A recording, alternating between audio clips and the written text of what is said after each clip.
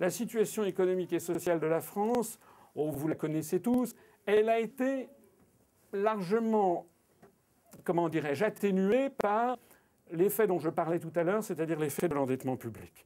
Le gouvernement, on peut le comprendre, a pris des mesures consistant à favoriser, par exemple, l'achat de véhicules automobiles. Il y a eu une très forte croissance des achats d'automobiles au dernier trimestre de l'année dernière, parce qu'il fallait profiter au dernier moment de la prime.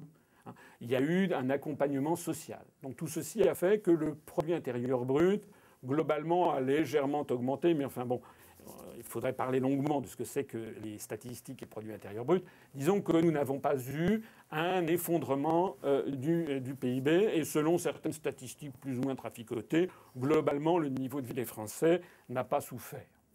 La question qui se pose, c'est et maintenant ? Parce que tout ceci s'est produit dans un contexte où la dette publique française est passée de 65% du PIB à désormais plus de 85%.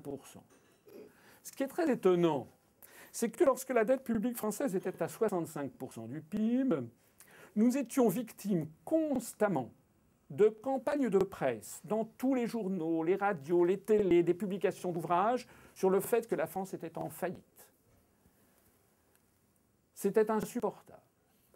Maintenant que nous sommes à 85% du PIB, on n'a jamais eu une telle augmentation de l'endettement public en quelques mois, qui a servi notamment à renflouer les établissements financiers, qui a servi notamment à empêcher que la crise ne dégénère trop vite en une crise politique et sociale de très grande ampleur. D'un seul coup, plus personne n'en parle. Ce qui veut bien dire à quel point les fameux critères de Maastricht sont des critères parfaitement idéologiques, et qu'on leur fait dire absolument ce que l'on veut. Donc il faut vraiment garder à l'esprit que les Français ont été manipulés constamment sur cette affaire de critères, constamment sur l'affaire que la France était en faillite, et s'ils l'ont été manipulés depuis tant d'années, ils le sont encore de nos jours. Donc il faut insister absolument sur cet aspect, c'est que malheureusement, l'endettement s'est creusé, que malheureusement, nous ne sommes pas les seuls, les autres pays d'Europe ont fait pareil, malheureusement, il va y avoir un terme, parce que la Banque centrale européenne, elle est chargée quand même de faire respecter les critères de Maastricht. Et la Banque centrale européenne a exigé de la France, comme des pays développés, d'Europe occidentale, d'essayer de ne pas exagérer.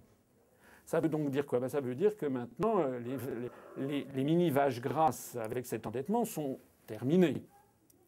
J'insiste d'ailleurs au passage sur le fait que ces mesures de relance par l'endettement sont dans la même lignée de ce qui a provoqué l'endettement depuis 20 ans. C'est ce que j'exposais tout à l'heure. L'endettement, qui ne cesse de monter dans les pays occidentaux, a pour objectif de camoufler la paupérisation de la population. Donc là, il y a une crise parce qu'il y a trop d'endettement et on la résout par un endettement plus grand encore. C'est ce qui se passe aux États-Unis. La crise aux États-Unis est venue d'un endettement abyssal. Et comme tout s'effondre, la seule trouvaille de l'administration américaine, parce qu'il n'y en a pas d'autre, c'est de créer encore de la monnaie fictive. Alors tout ceci va nous mener à quoi ? Probablement à une année 2010, des années 2010-2011 qui vont être certainement très mauvaises. Aujourd'hui, par exemple, on a appris au mois de janvier, les immatriculations d'automobiles se sont effondrées de 5%. Oui, les gens ont profité de la prime, maintenant qu'il n'y a plus la prime, tout s'arrête. C'est-à-dire que nous avons exactement affaire à un malade qui serait quelqu'un qui serait drogué, mais drogué de façon profonde, et qui d'un seul coup fait une crise de manque. Donc si on lui injecte une petite dose d'héroïne, d'un seul coup, il y retrouve un petit peu vie. Mais vous savez bien que tout ceci mène en définitive à la mort du patient.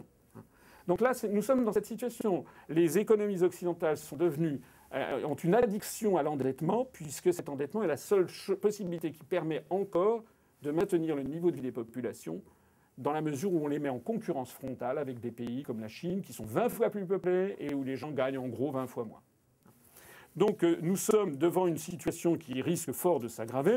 Je ne vais pas vous citer, il y a une dépêche de l'AFP hier qui était intéressante, mais on voyait par exemple que plusieurs économistes de différents, M. Nicolas Bouzou d'Astérès, qui dit « Il n'existe aucun moteur autonome de croissance pour l'économie française. Relâchez la politique économique, c'est-à-dire l'endettement, et l'activité s'effondre de nouveau. » M. Artus de Natexis, les conditions d'une vraie reprise ne sont pas réunies.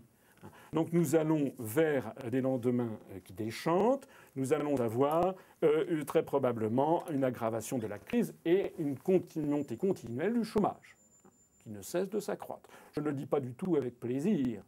Je dis simplement que nous avons été menés et conduits par des mauvais bergers et depuis trop longtemps.